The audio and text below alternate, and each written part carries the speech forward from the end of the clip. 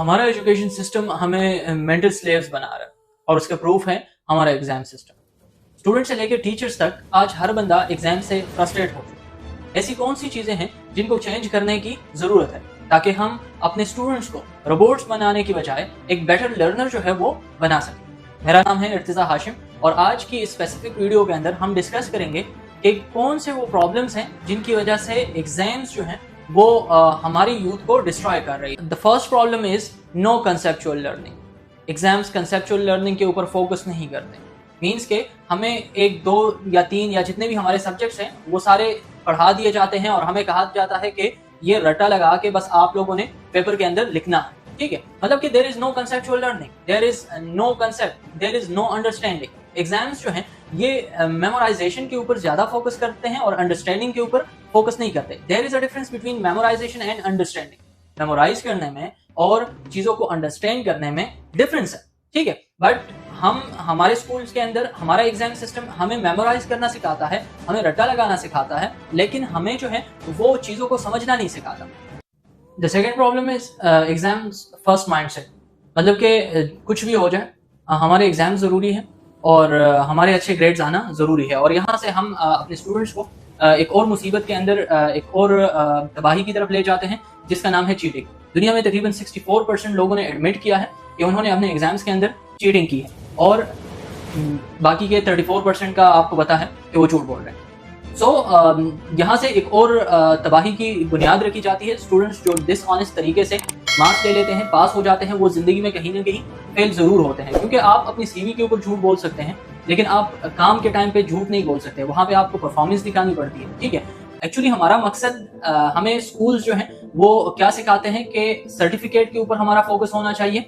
हम एजुकेशन के ऊपर फोकस नहीं करते, सर्टिफिकेट के ऊपर फोकस करते हैं। हम लर्निंग के ऊपर फोकस नहीं करते, बल्कि हमारा जो फोकस होता है वो डिग्री के ऊपर होता है, मार्क्स के ऊपर होता है, ग्रेड्स के ऊपर होता है, जो जिंदगी में कहीं भी काम नहीं आने वाली।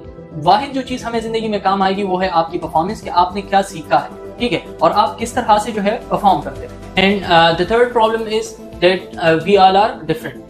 हम सब स्कूल एक क्लास में जितने बच्चे बैठे हुए हैं ये सब ही डिफरेंट बैकग्राउंड से आए हुए हैं। इनका माइंड का लेवल जो है, माइंडसेट एक दूसरे से डिफरेंट है, इनकी क्रिटिकल थिंकिंग एक दूसरे से डिफरेंट है, इनकी लर्निंग के स्टाइल एक दूसरे से डिफरेंट है। 8 different types of learning styles हैं, 8 डिफरेंट टाइप ऑफ लर्नर्स हैं, जो कि जिसके ऊपर मैं ऑलरेडी एक बहुत डिटेल लेक्चर मेरा मौजूद है, आप वहां से भी देख सकते हैं।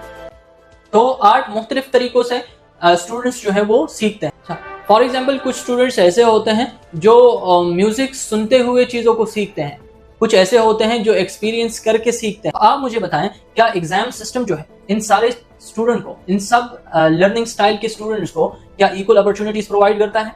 तो द आंसर इज नो, कि नहीं। वो सिर्फ उसको अपॉर्चुनिटी प्रोवाइड करता है जो रट्टा लगाने में बड़ा तेज होता है। मैं हमेशा से एक एवरेज स्टूडेंट रहा हूँ, 60% 70% स्कोर करता रहा हूँ, और उसकी वाहिद रीजन ये है कि मुझसे रट्टे नहीं कभी लगे। मैं हमेशा एग्जाम्स में वही चीज लिखता था जो मुझे समझ आई होती थी और खुद से लिखता था। और अगर अपने एजुकेशन सिस्टम की बात करूं तो मास्टर लेवल पे हमें ऐसे टीचर्स मिले कि हमारे पेपर्स जो हैं वो नोट्स के साथ चेक करते थे कि ये नोट्स के साथ जो है वो मैच नहीं कर रहे, इसलिए मैं आपको मार्क्स नहीं दे सकता। अल्बर्ट आइंस्टाइन का एक फेमस कोट है कि अगर आप किसी मछली को दरख्त के ऊपर चढ़ाने से आप उसकी एबिलिटी को जज करोगे तो अल्टीमेटली यू आर स्टूपिड। ठीक है, क्योंकि मछली जो है वो कभी दरख्त पे नहीं चढ़ सकती। ठीक है, उसके अंदर ये एबिलिटी मौजूद ही नहीं है। तो इस वजह से हम कैसे जो है वो डिफरेंट टाइप ऑफ स्टूडेंट्स को सिर्फ एक ही तरीके से जज कर सकते हैं। ठीक है, और फिर सिर्फ ये जज करना नहीं है, उसके पीछे फिर हम उनको प्रेशराइज करते हैं, हम उनको तरह तरह के ताने मारते हैं। ठीक है, और स्पेशली अगर बोर्ड एग्जाम्स की बात करें तब तो जैसे जीने और मरने की सिचुएशन जो है वो आ जाता है। Fourth problem is rat race. Exams हमें कंपटीशन सिखाती है, और वो कंपटीशन का मतलब हेल्दी कंपटीशन नहीं, बल्कि एक कंपैरिजन बेस्ड कंपटीशन हमें एग्जाम सिखाती है। और comparison is actually the thief of Joy. जब भी हम खुद को किसी के साथ कंपेयर करते हैं तो हम कभी खुश नहीं रह सकते। इसमें प्रॉब्लम यह है कि एग्जाम्स का रिजल्ट आने के बाद हम हमेशा अपने से ऊपर वाले बच्चों को देखते हैं कि ये हमसे आगे क्यों है, हम पीछे वालों को नहीं देखते। और यही एटीट्यूड जो है वो हमें सारी जिंदगी अनहैप्पी रखता है। और फिर हमारे घर वालों के भी हमसे ज्यादा हमारे बाकी दोस्तों के मार्क्स की टेंशन होती है कि उसने इतने ज्यादा नंबर ले लिए, फलां ने इतने ज्यादा नंबर ले लिए, तुम नहीं कर सकते, तुम्हारे अंदर तो एबिलिटी नहीं है। तुम क्या उनको कुछ और खिलाते हैं, तुम कुछ और खाते हो, ठीक है। इस तरह की बहुत सारी बातें जो है वो फिर हमें सुननी पड़ती है। And the last problem is that we are slaves of the system. हमारे एजुकेशन सिस्टम की अगर बात करें तो ये इंडस्ट्रियल रिवॉल्यूशन के टाइम पे बनाया गया एजुकेशन सिस्टम है जो कि ब्रिटिशर्स ने लॉन्च किया था। उस टाइम पे उनको एक स्मार्ट लेबर की जरूरत थी, एक ऐसी लेबर जो सवाल